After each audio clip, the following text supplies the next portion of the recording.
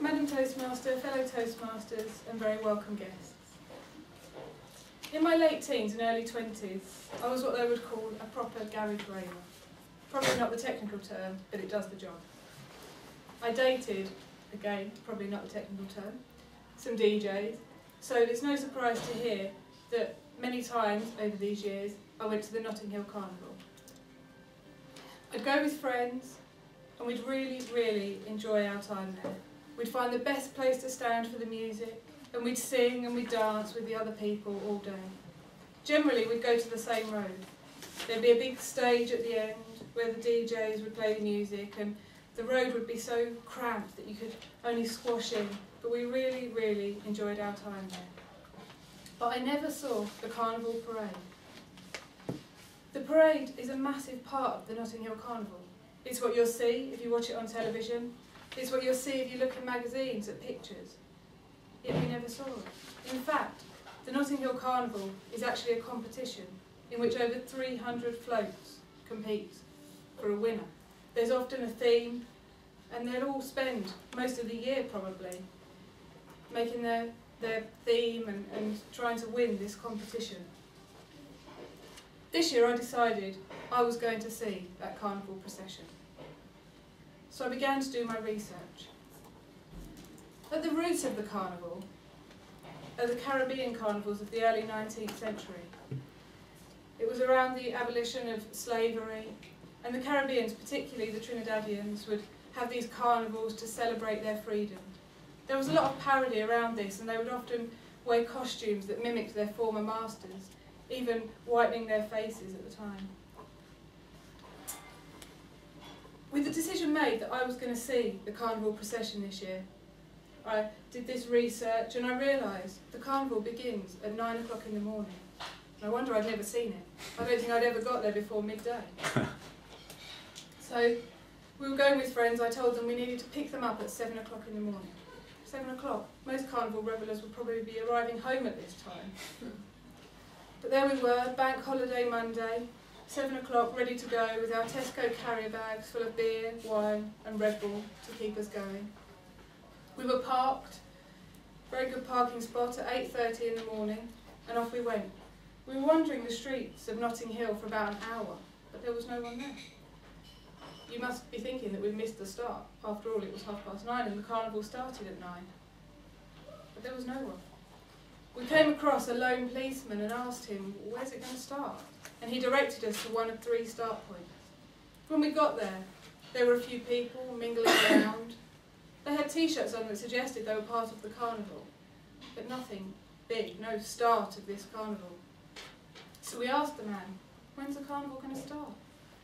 And he said to us it was supposed to start an hour ago. It might not start for another hour. This was Caribbean time. For 4 very anally prompt people, this was a bit frustrating.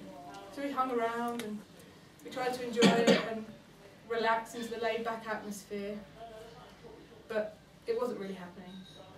We wandered off down the road after a while, and here we came across people still milling about, not with their floats, but in these amazing costumes. They were so elaborate. The colours were bright, their faces were painted to match the costumes. And I'm not exaggerating when I say that some of the costumes were so huge, taking up half a road. I didn't know how these people were going to carry them. We went and set up base a bit further down the road, and my friend and I went back to take pictures of these people. There was a lot of energy and people buzzing about as they were excited to really start this carnival, but there was still no sign of a start. At about midday, my parents came to join us. My parents that I thought were going to miss the whole carnival procession arrived and it still hadn't started. So they set up base with us. And eventually, after a little while, the first float started to move. It's starting, we were so excited. Only the floats moved at about a metre an hour. They weren't going anywhere fast. We decided to walk alongside the floats and really get into the atmosphere. We were dancing and listening to the music. By this time the streets were getting crowded and you had to squish like this to get through and past everyone. But we were enjoying it. We stood by one float for about an hour but it didn't move anywhere. Still, it was good fun.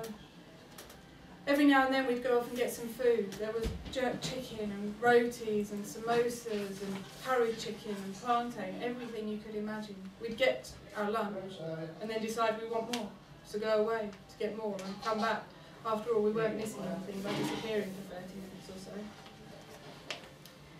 To this day, I'm a little bit puzzled about how I never managed to see the carnival procession.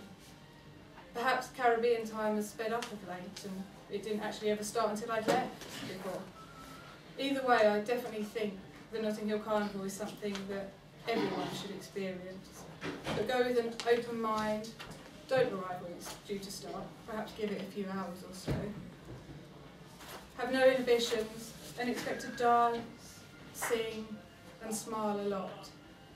We did see some interesting sights. For example, a girl in a bikini who decided to dance with my brother at one point, and the Japanese tourists snapping away at her continuously. When my brother offered to take a picture of her and him together, the camera was so far zoomed in you couldn't get the picture. So keep that open mind, but you will thoroughly enjoy your day. And in the words of Nellie McKay, it's no military time, it's an island time.